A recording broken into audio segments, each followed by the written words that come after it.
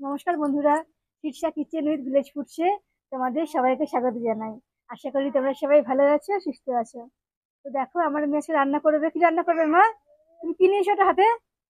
হাতে কি নিয়েছো ওটা? বলো, বলো কি রান্না করবে, বলো। হাতে কি নিয়েছো? কি হাতে? ও আচ্ছা, মানে আমার মা বলছে যে এটাতে পেঁপে রান্না করবে, পেঁপে।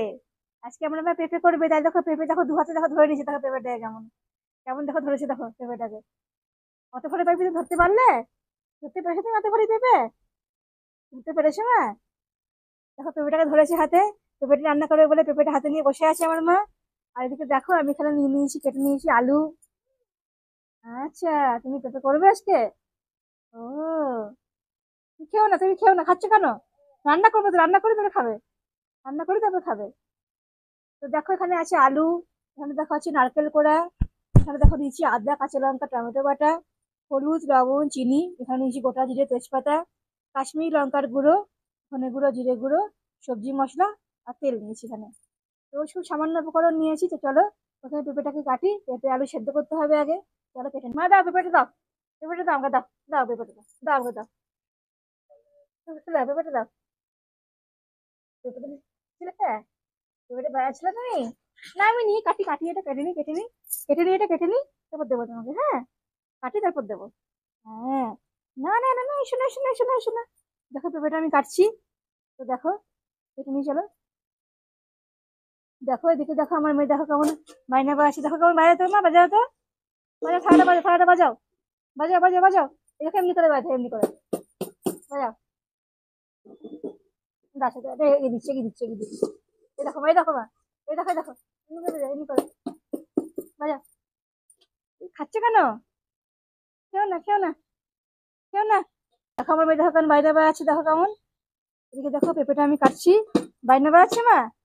ও, বাহ, সুন্দর বেড়াচ্ছে, ভালো হচ্ছে। দেখো কেমন বেড়াচ্ছে, থালা বেড়াচ্ছে কেমন, দেখো। এদিকে দেখো পেঁপেটা আমি কেটে নিয়ে চলো। পেঁপেটা কেটে নিয়ে সেদ্ধ করতে হয় পেঁপেটাকে আগে। আলুটা আমার দিয়ে কাটা হয়ে গেছে।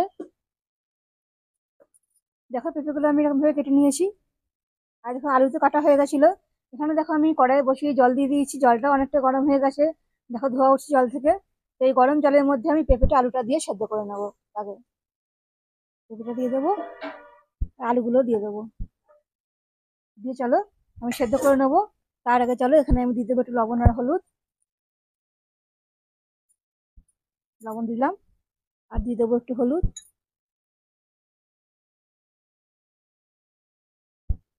এবার চলো, এটা আমি ঢাকা দিয়ে দিই, একবার নেড়ে নিয়ে চলো।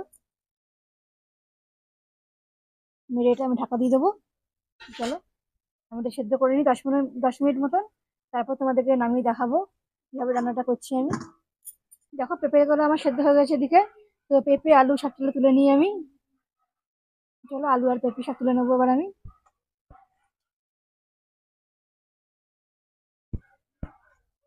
দেখো এদিকে পেঁপে আলু সেদ্ধ করে নিয়েছি। এবার দেখো, বাবা দেখো বাজার থেকে চিংড়ি মাছ নিয়ে এসেছে, দেখো দেশি চিংড়ি। তো চলো, চিংড়ি মাছটা বাবা বলে তাহলে পেঁপে দিয়ে দাও, তাহলে খেতে আরো টেস্ট হবে।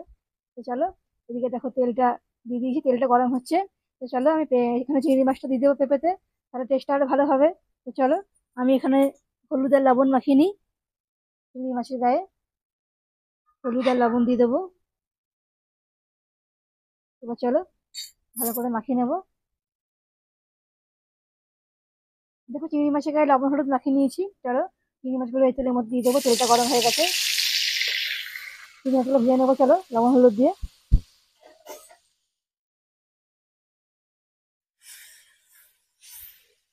চলো, চিংড়ি মাছগুলোকে ভেজে নিই।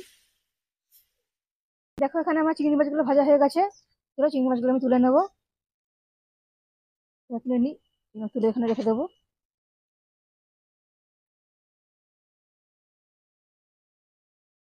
এবার তুলে নিই মাছগুলো আমি। এবার দেখো ওই তেলের মধ্যে আমি দিয়ে দেবো তেজপাতা আর গোটা জিরে। এবার দেখো যে নারকেলটা আমি রেখেছিলাম, নারকেলটা কুড়িয়ে রেখেছিলাম, এই নারকেল কুড়ানোটা দিয়ে দেবো আমি তেলের মধ্যে। এটাকে লাল করে ভেজে নেবো আগে আমি।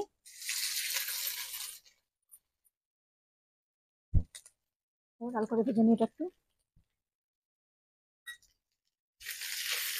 দেখো নারকেলটা ভাজা হয়ে গেছে আমার। এবার দেখো আছে আলু আর পেঁপে ভেজে এটা সেদ্ধ করে নিয়েছিলাম, এটা দিয়ে দেবো তেলের মধ্যে। তো চলো ভালো করে মিশিয়ে দেবো। এতে এবার দিয়ে দেবো আদা, কাঁচা লঙ্কা, টমেটো বাটা, দিয়ে দেবো ধনে গুঁড়ো, জিরে গুঁড়ো, দিয়ে দেবো সবজির মশলা, দিয়ে দেবো কাশ্মীরি লঙ্কার গুঁড়ো,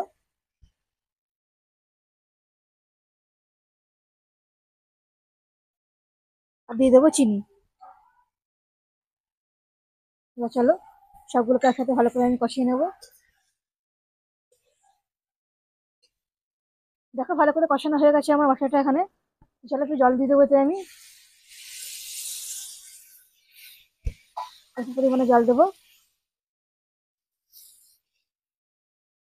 এবার দেখো ভেজে রাখা চিংড়ি মাছগুলো আমি দিয়ে দেবো এতে। দেখো ভেজে রাখা চিংড়ি মাছগুলো দিয়ে দেবো এর মধ্যে। এবার দেখো সব মিশিয়ে নেবো একসাথে আমি।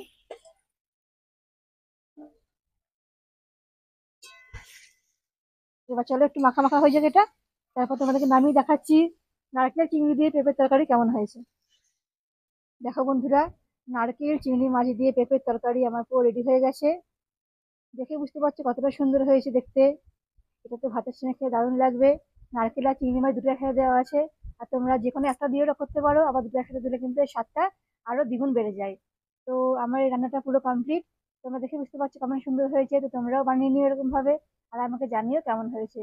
তোমাদের যদি ভালো লাগে আমার রান্নাগুলো, তো অবশ্যই আমার channel Shirsha kitchen with village foods এটা সাবস্ক্রাইব করে দিও, আর পাশের বেল আইকনে অবশ্যই ক্লিক করো। আমি আবার আসবো আরো অনেক রকম রেসিপি নিয়ে তোমাদের কাছে। তোমরা সবাই ভালো থেকো, সুস্থ থেকো। আজকে এখানেই শেষ করলাম। আজকের মতন টাটা বন্ধুরা।